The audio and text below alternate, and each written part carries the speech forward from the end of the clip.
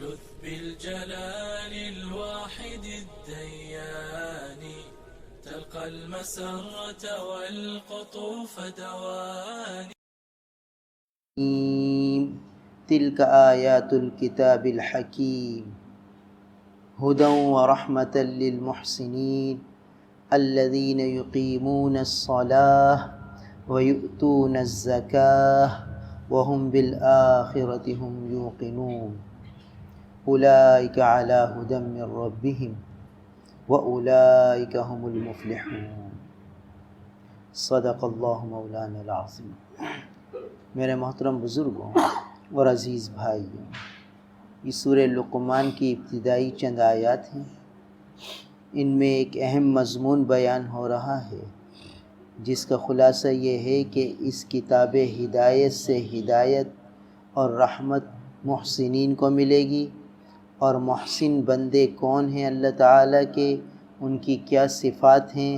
ان کی صفات کا بیان چل رہا ہے کہ وہ ہیں جو نماز قائم کرتے ہیں، زکوٰۃ ادا کرتے ہیں اور قیامت کے دن پر یقین رکھتے ہیں.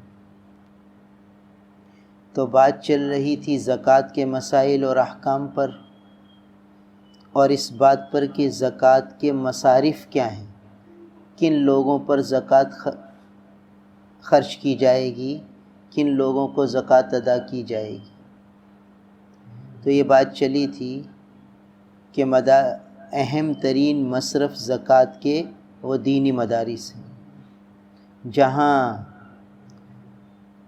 قرآن پڑھایا جاتا ہے، احادیث پڑھائی جاتی ہیں اور خالص دین کی تعلیم دی جاتی ہے. اور چونکہ یہ تو حکومت اسلامیہ کی ذمہ داری تھی کہ وہ علوم قرآن اور علوم حدیث اور علوم نبوت کو محفوظ رکھتی اور اس کی حفاظت کے لیے وظائف مقرر کیے جاتے، جیسا کہ پہلے اسلامی حکومتوں میں ہوتے رہے ہیں. مگر جب یہ سلسلہ ختم ہوا اور یہ بات سامنے آئی کہ اگر اس دینی تعلیم کو باقی نہ رکھا گیا تو پھر لوگوں کے اندر سے دین نکل جائے گا. جب دین کی تعلیم نہیں ہوگی، دین کا علم نہیں ہوگا تو دین ہی نکل جائے گا زندگیوں سے. لہٰذا علماء امت نے غور کیا، سوچا کہ اب کیا صورت اختیار کی جائے کہ لوگوں کے پاس علم دین محفوظ رہے اور دین کی یہ جو دولت ہے، یہ قرآن اور حدیث کے علوم ہیں، یہ محفوظ رہیں. تو پھر انہوں نے یہ سوچا کہ ٹھیک ہے، حکومت سے وظائف نہ ملیں، کوئی حرج نہیں، عوام سے ان کے جو فرض مالی زکوٰۃ ہے وہ حاصل کر لی جائے، اور اس کے ذریعے جو لوگ اس خدمت پر مامور ہیں ان کے وظائف اور مشاہرے اور تنخواہیں مقرر کر دی جائیں. اس پر کام ہوا اور اللہ کے فضل و کرم سے یہ سلسلہ چلتا رہا، اور عوام نے، علماء نے محنت کی اور یہ دینی علوم یہ محفوظ رہے. پاکستان، ہندوستان، بنگلہ دیش، اس کے علاوہ دوسرے بہت سے ممالک جہاں دین کے علوم کی حفاظت کا کوئی انتظام نہ کیا گیا، تو وہاں آپ دیکھیں گے کہ دین کا نام تو ہے، اسلام کا نام تو ہے، مگر اسلام عملی شکل میں نظر نہیں آتا.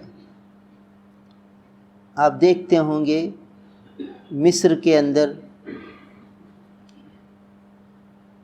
مصر کے بڑے بڑے قاری آتے ہیں، بہت پیاری آواز میں قرآن پڑھتے ہیں، مگر جب ان کا حلیہ دیکھا جاتا ہے تو وہ شریعت کے مطابق نہیں ہوتا، ان کی داڑھی نہیں ہوتی.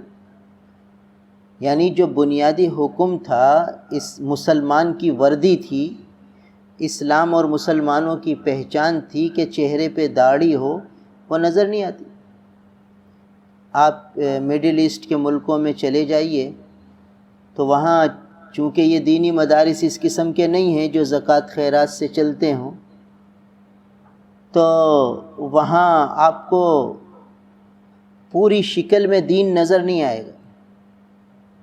اب فلسطین کے آپ دیکھ لیجئے، مسلمان آپ دیکھتے ہوں گے کہ تصویریں جب آتی ہیں وہ مقابلہ کر رہے ہیں یہودیوں کا، مگر جب ان کا لباس دیکھو، ان کے چہرے دیکھو، تو وہ دین اسلام سے میل نہیں کھاتے۔ ان کو آپ نماز کے لیے آگے کھڑا نہیں کر سکتے کہ چلو بھئی آپ امام بن جاؤ، آپ کہیں گے یار ان کی تو داڑھی نہیں ہے۔ تو معلوم ہوا کہ یہ جو علماء امت نے محنتیں کیں اور تھوڑے تھوڑے مشاہرے پر گزارا کیا، اور اللہ نے ان کو برکتیں بھی دی۔ جب دارالعلوم دیوبند بنا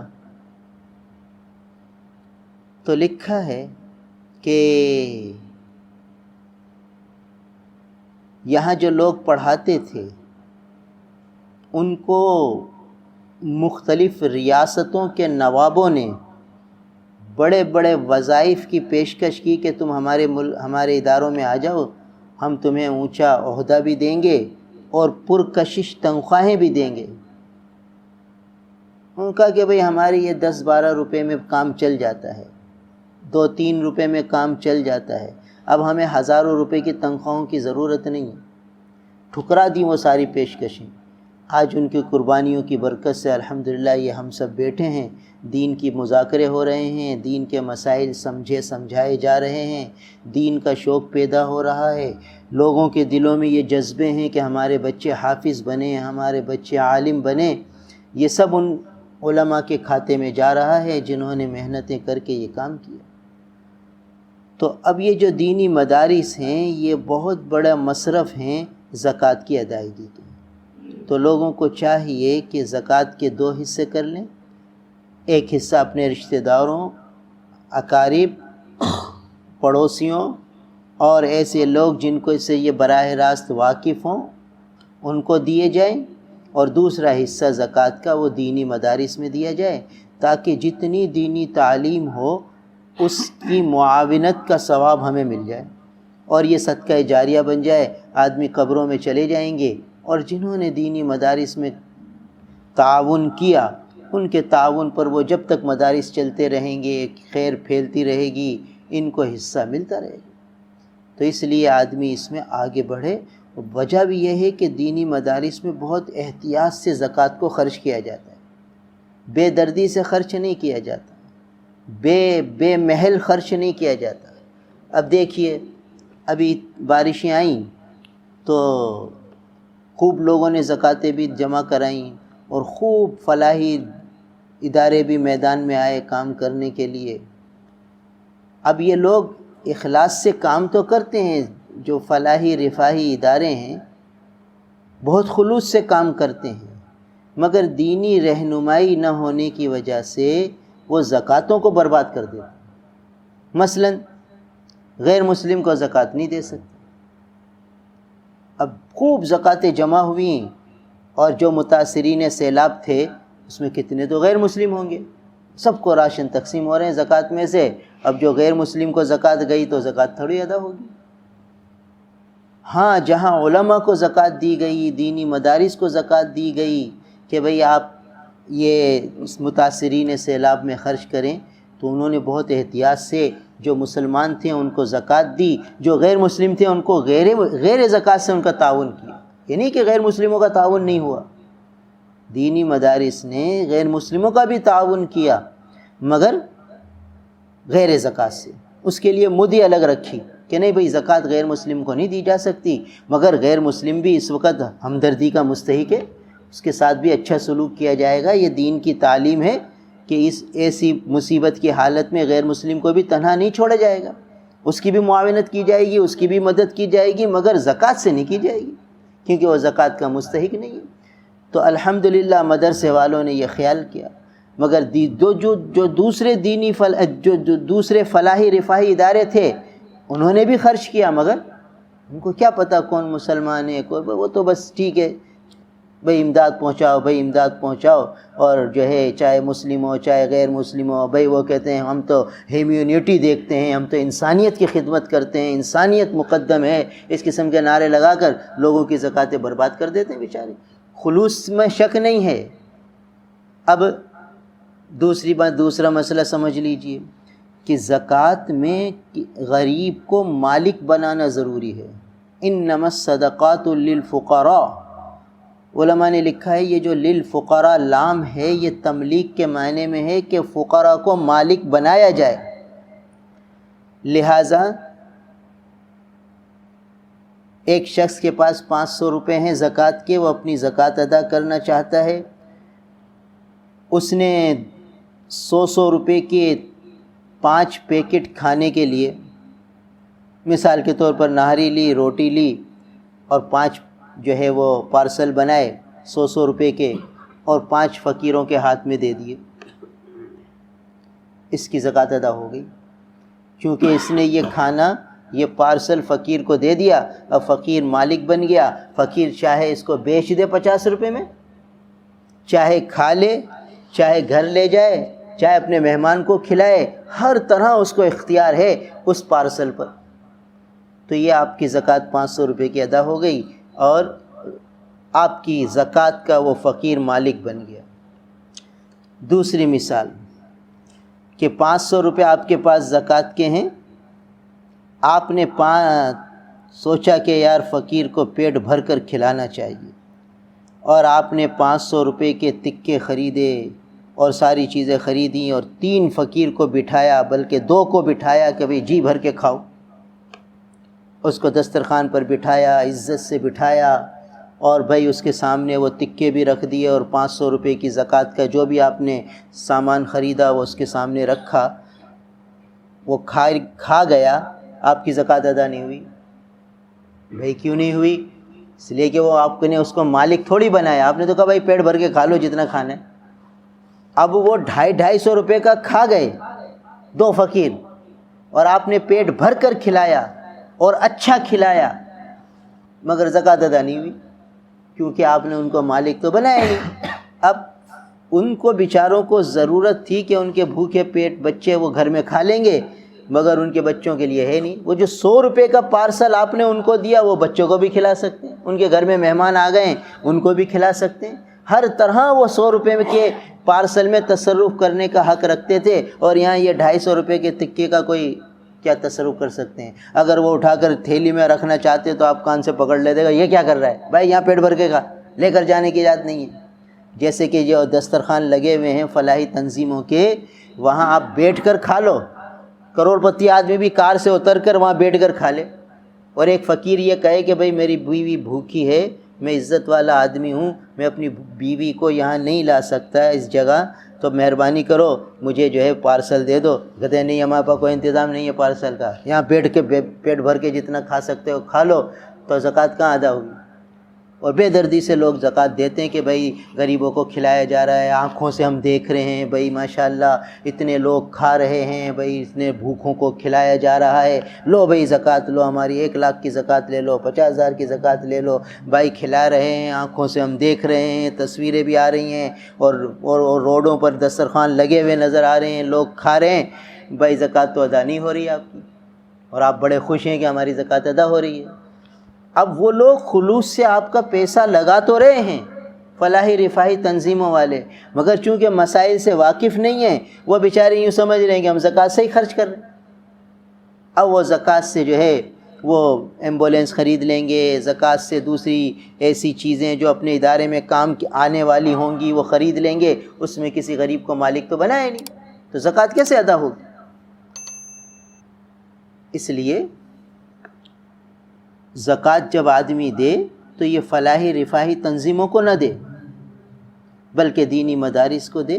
دینی مدارس میں زکوٰۃ صحیح مصرف میں خرچ ہوتی ہے، مستحقین زکوٰۃ پر وہ زکوٰۃ صحیح طرح خرچ کر دی جاتی ہے، زکوٰۃ کی ادائیگی بھی محل اور مصرف میں ہو جائے گی، اور دینی تعلیم میں معاونت کا ثواب بھی ملے گا، ہمیشہ کا صدقہ جاریہ بن جائے گا۔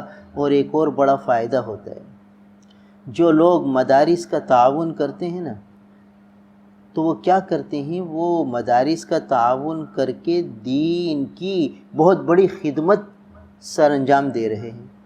تو جو اللہ کے بندے اللہ کے دین کی خدمت سر انجام دیتے ہیں تو اللہ تعالیٰ ان کی اولادوں میں علماء پیدا کر دیتے ہیں جو ان کے صدقہ جاریہ بن جاتے ہیں، حفاظ پیدا کر دیتے ہیں کہ وہ ان کے لیے پڑھتے رہیں گے اور ان کی قبروں میں ان کو اجر ملتا رہے گا۔ یہ آنکھوں کا مشاہدہ ہے کہ جو لوگ اس طرح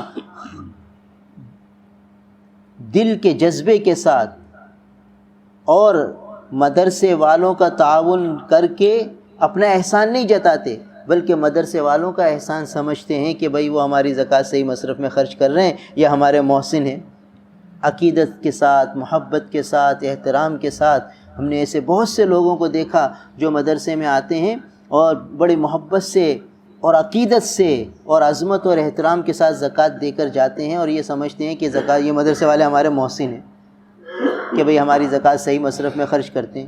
تو ان کی اولادیں حافظ بھی بنی، ان کی اولادیں عالم بھی بنی، ان کی اولادوں سے اللہ نے دین کا کام بھی لیا۔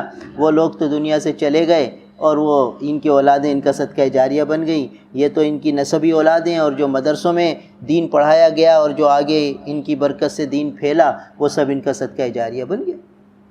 اور جن لوگوں نے تعاون تو کیا مگر یہ سمجھ کر کہ ہم احسان کر رہے ہیں، ہم پھر وہ یہ کہ ایسا کیا جائے اور یوں نہیں کیا جائے، ایسا کیا جائے، اپنے اثر و رسوخ کو استعمال کیا اور بڑا بڑا تعاون بھی کیا، مگر ہم نے دیکھا کہ ان کی اولاد حافظ بھی نہیں بن سکی، عالم تو دور کی بات۔ یہاں یہ مشاہدے ہیں، آنکھوں سے دیکھیں۔ تو آدمی جب زکوٰۃ دے تو پھر یہ سمجھے کہ یہ مدرسے والے ہمارے محسن ہیں، یہ نہ سمجھے کہ میں نے ان پہ احسان کیا ہے۔ تو بھائی یہ مدرسے والوں پر آپ نے کوئی احسان نہیں کیا، وہ تو آپ کے محسن ہیں کہ آپ کی زکوٰۃ کو صحیح مصرف میں خرچ کر رہے ہیں۔ اور ایک اور بات مشاہدے میں آئی، الحمدللہ ربع سے چوتھائی صدی ہو گئی، 25 سال ہو گئے مدرسے میں خدمت کرتے ہوئے اور ماحول کو دیکھتے ہوئے۔ بہت سے مدرسے والے پریشان ہو گئے، کہا کہ یار پہلے بہت بکرے مدرسوں میں آتے تھے، اب بکرے مدرسوں میں نہیں آتے اور یہ فلاحی رفاہی تنظیموں میں چلے جاتے ہیں۔ یہ کیا وجہ ہے کہ پہلے لوگ مدرسوں میں لے آتے تھے، اب مدرسوں میں نہیں آتے، اب وہ رفاہی فلاحی اداروں میں چلے جاتے ہیں؟ تو اس کی وجہ کیا ہے؟ جب غور کیا، عجیب بات اللہ نے دل میں ڈالی۔ بھائی پہلے لوگ جو کماتے تھے نا بہت احتیاط سے کماتے تھے اور یہ سوچتے تھے کہ بھائی جھوٹ نہیں بولنا، بھائی کم نہیں تولنا، بھائی 2 بوٹی زیادہ ہی دو، بھائی جھکتا ہی تولو، اور بھائی کسی کا حق ہم پر نہ آ جائے، یہ سوچ کے کماتے تھے تو آمدنی ہوتی تھی حلال۔ اور جب حلال ہوتی تھی تو جب ان کے گھر میں کوئی بیمار ہوتا، کوئی پریشانی ہوتی تو اللہ ان کے دل میں ڈالتا کہ جاؤ بھائی بکرا مدرسے میں دے کر آؤ، مرغی مدرسے میں دے کر آؤ، تاکہ ان کا یہ مال جو حلال کمائی کا تھا یہ نیک لوگوں پہ خرچ ہو جائے اور ان کے لیے صدقہ جاریہ کا ذریعہ بن جائے۔ اللہ تعالیٰ قبول فرماتے ہیں، یہ صدقہ اللہ قبول فرما رہے ہیں اور ان کا یہ مال نیک لوگوں پہ خرچ ہو رہا ہے، قرآن اور حدیث پڑھنے پڑھانے والوں پہ خرچ ہو رہا ہے۔ اور حدیث میں آتا ہے کہ تیرا مال نیک لوگ کھائیں، نیک لوگوں کو اپنا مال کھلاؤ۔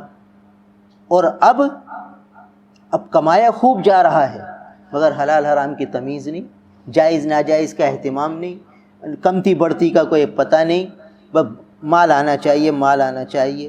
تو اب وہ درجے کا حلال اور پاک مال نہیں رہا، تو اب جب بیماری آتی ہے تو آدمی کے دل میں بات تو آتی ہے کہ صدقہ دوں، مگر کہاں دوں؟ بھئی یہاں ایسے فلاحی رفاہی تنظیموں میں دے دو، اور وہاں کھانے والے کون ہوتے ہیں آپ خود وہ دسترخوانوں پہ جا کے دیکھ لیجئے، کوئی چرسی ہوگا، کوئی ہیروئنچی ہوگا، کوئی کیا ہوگا، کوئی کیا ہوگا، وہ کھا کھو کے چلے جائیں گے، اور بقایا جو ان کو پیسے ملیں گے ان سے چرس پئیں گے، ہیروئن پئیں گے، یہ چیزیں پئیں گے۔ تو گویا اللہ تعالیٰ وہ مال پاک مال قبول فرماتے۔ تو دینی مدارس میں تو جو پاک مال ہوگا وہی آئے گا، کہ یہاں قرآن حدیث پڑھنے والے بچے ہیں، ان کے لیے اللہ تعالیٰ غیب سے جو انتظام فرماتے ہیں وہ ایسے فرماتے ہیں۔ اور پھر وہ لوگ بھی اللہ کے بندے ہیں جو ہیروئن پیتے ہیں، جو چرس پیتے ہیں، وہ بھی اللہ کے بندے ہی ہیں، اللہ کو تو سب کو کھلانا ہے، کافر کو بھی اللہ ہی روزی دے رہے ہیں۔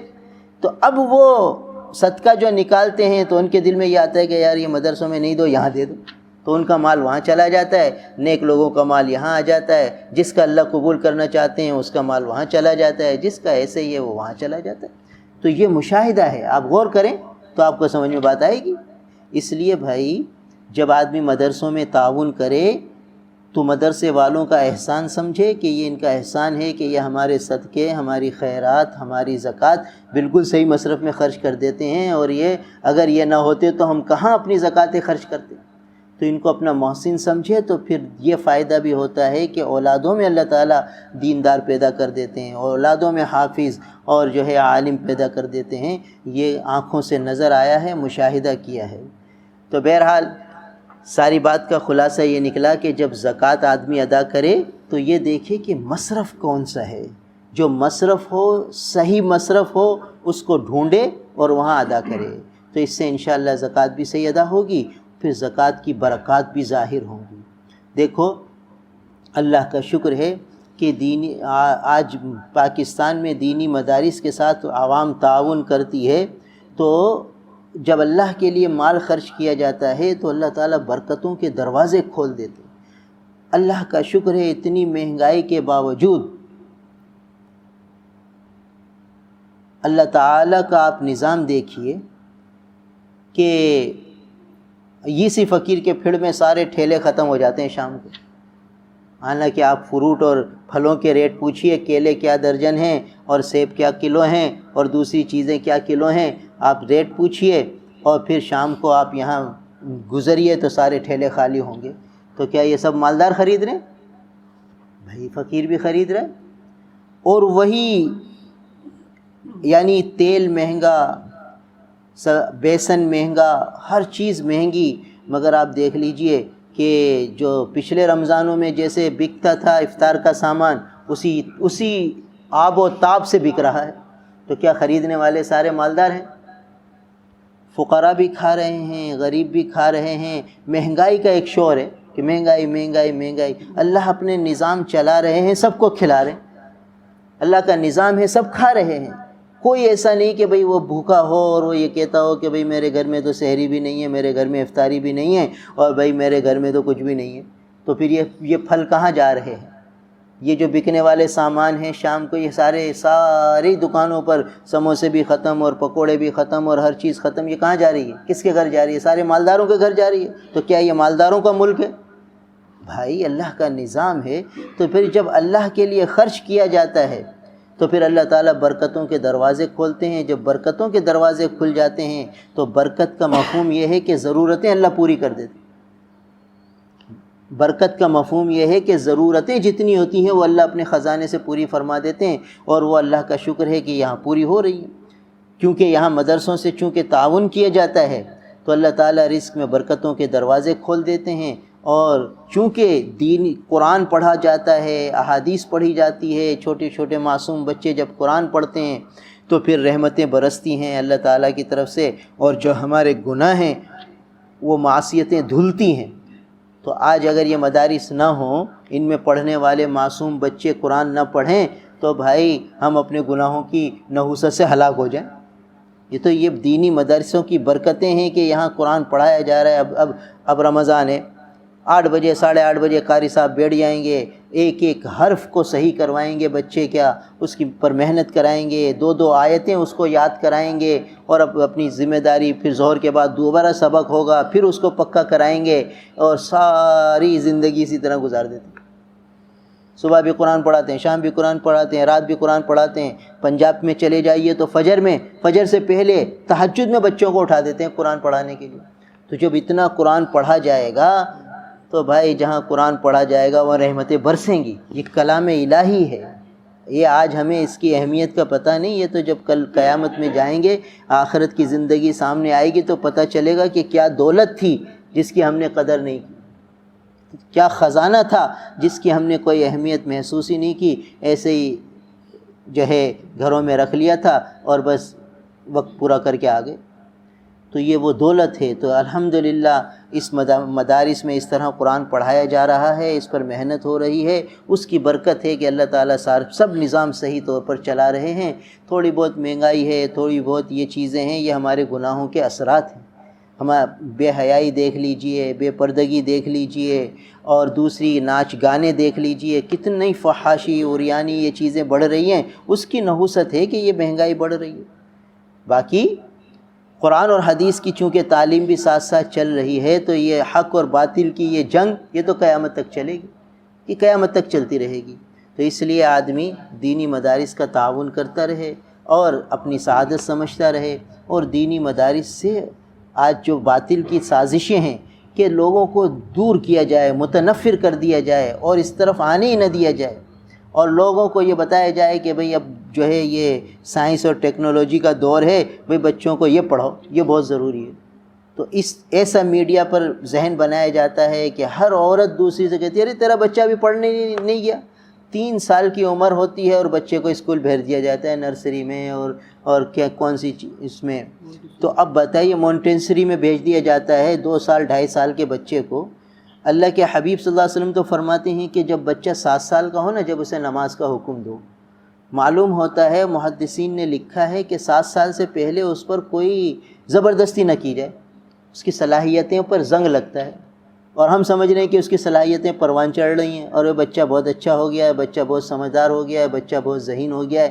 بھائی ہم نے اس کی صلاحیتوں کو پر زنگ لگایا، اس کو ابھی سے بوجھ میں ڈال دیا ہے، اور اس کی جو فطری صلاحیتیں تھیں اس میں نکھار آنے کے بجائے اور بگاڑ آیا ہے۔ وہ تو میڈیا ہے جس کی وجہ سے ہم سمجھ رہے ہیں کہ یہ اچھا ہو رہا ہے۔ بھائی ایک آدمی ہے، وہ اس کو ورم ہو گیا ہے، اب وہ ورم کی وجہ سے پھول گیا ہے، تو سب اسے کہہ رہے ہیں پہلوان ہے۔ بھئی دور سے دیکھنے والا اس کو پہلوان ہی کہے گا، اور اگر وہ پوری بستی ہی اس میں وائرل انفیکشن آ جائے اور سبھی پھول جائیں تو کہیں پہلوانوں کی بستی ہے۔ تو بھائی وہ پہلوانوں کی بستی تھوڑی ہے، وہ تو سارے ورم زدہ ہیں، مگر دیکھنے والے یہ کہیں گے بھئی یہ پہلوانوں کو پاڑا ہے، پہلوانوں کا محلہ ہے، یہاں سارے پہلوان رہتے ہیں، پھولے ہوئے ہیں سب کے جسم۔ تو بھائی ایسا ہی حال ہمارا ہو گیا ہے کہ ہم کہتے ہیں یار یہ بچے مونٹیسری پڑھیں گے اور یہ پڑھیں گے تو اس سے جو ہے ان کی صلاحیتیں بڑھ جائیں گی، یہ ہو جائے گا، وہ ہو جائے گا۔ کوئی صلاحیتیں نہیں بڑھتی، کوئی ان میں نکھار نہیں آتا۔ جو ہمیں نظر آ رہا ہے وہ دھوکہ ہے، وہ ورم ہے جس کو ہم پہلوانی سمجھ رہے ہیں، موٹا سمجھ رہے ہیں۔ تو بہرحال دینی تعلیم یہ اصل ہے، اس کی طرف خصوصی توجہ دینی چاہیے، اور یہی ہمارا صدقہ جاریہ ہوں گے۔ یہ بچے اگر قرآن پڑھ لیں گے، حدیث پڑھ لیں گے تو یہ بڑھاپے کا سہارا بھی بنیں گے، اور قبر کے لیے ہماری قبر کی ٹھنڈک کا سامان بھی بنیں گے۔ تو اس لیے کوشش یہ کرنی چاہیے کہ مدرسوں سے تعاون کے ساتھ مدرسوں میں بچوں کو تعلیم بھی دلائی جائے۔ اپنے قرآن صحیح کرنے کے لیے خود وقت نکال کر مدرسوں میں چلے جائیں کہ بھئی آدھا گھنٹہ 1 گھنٹہ قاری صاحب ہمیں دے دیں اور ہم ان سے اپنا قرآن صحیح کر لیں، اپنی نمازیں صحیح کر لیں۔ یہ بھی گویا ایک قسم کا تعاون ہے مدرسوں کے ساتھ۔ جیسے مالی تعاون ہے، ایسے اپنی اصلاح کرنا اور اپنی نمازوں کو صحیح کرنا، اپنے قرآن کو صحیح کرنا، یہ بھی تو ذمہ داری ہے ہماری۔ تو یہ ذمہ داری بھی جو ہے مدرسوں میں جا کے پوری ہو جائے گی، اور مدرسے والے خوش اسلوبی سے اس خدمت کو بھی نبھاتے ہیں۔ الحمدللہ بڑی عمر کے لوگ بھی آتے ہیں پڑھنے، انہیں بھی پڑھاتے ہیں، کسی کو بھگاتے نہیں ہیں کہ نہیں بھائی ہم تمہیں نہیں پڑھائیں گے، بھائی ہم تمہیں قرآن نہیں پڑھائیں گے، قرآن پڑھانے کے لیے ہم اتنے تم سے فیس لیں گے۔ انگریزی پڑھانے کے لیے تو فیس دینی پڑتی ہے، مگر یہاں کہتے ہیں بھائی مفت میں آ جاؤ، پھر بھی کوئی آنے کو تیار نہیں۔ تو ساری بات کا خلاصہ یہ نکلا کہ بھئی دینی مدارس میں تعاون کیا جائے، ان سے تعلق بڑھایا جائے، اور اپنی اولادوں کو بھی دینی مدارس کے قریب کیا جائے، تو ہمارا دین محفوظ رہے گا، ایمان محفوظ رہے گا، ہم باطل کی چالوں سے محفوظ رہیں گے، ہمیں باطل کی چالوں کا قبل از وقت علم ہو جائے گا، اہل حق علماء ان چالوں کو پہلے سے بتا دیں گے۔ اور اگر ہم نے دینی مدارس سے تعلق نہ رکھا تو پھر کیا ہوگا کہ ہماری اولادیں اللہ حفاظت فرمائے باطل کے ہتھے چڑھ جائیں گی۔ جیسے کہ دوسرے ملکوں کو آپ جا کر دیکھ لیجئے کہ وہاں دین کی وہ بہاریں نظر نہیں آتی جو اللہ کا فضل سے یہاں نظر آتی ہیں۔ شیخ الاسلام حضرت مفتی تقی عثمانی صاحب مدد اللہ العالی ایک دفعہ فرمانے لگے کہ میں ساری دنیا گھوما، تو ایک عرب ملک میں جانا ہوا، تو عرب ملک میں ایک بہت بوڑھے شیخ تھے، بہت بوڑھے شیخ، بڑی عمر کے تھے، 100 کے قریب ان کی عمر تھی۔ تو وہ ملے اور مجھ سے پوچھا کہ تم ہندی عالم ہو، ہند سے آئے ہو؟ ہاں جی ہاں ہند سے آیا ہوں، پاکستان سے آیا ہوں۔ کہا اچھا وہاں تمہارے پاس دینی مدرسے ہیں؟ کہا ہیں۔ تو کہا کون سی کتابیں وہاں پڑھائی جاتی ہیں؟ تو کہا جو کتابیں پڑھائی جاتی تھی میں نے ان کا نام لیا کہ بھئی ہدایہ پڑھائی جاتی ہے اور بھئی کنز الدقائق پڑھائی جاتی ہے اور یہ پڑھائی، تو وہ ان کتابوں کے نام سن کر رو پڑے اور پھر فرمانے لگے کہ شیخ مولوی صاحب خیال رکھنا، ان کتابوں کو پڑھاتے رہنا اور ان کو کبھی نہ چھوڑنا، اگر ان کو چھوڑ دو گے تو پھر وہ حال ہوگا جو ہمارے ملک میں ہوا ہے کہ لوگ دین سے بالکل دور ہیں اور اپنے آپ کو دیندار سمجھے بیٹھے اور باطل کی چالوں میں وہ آ چکے ہیں۔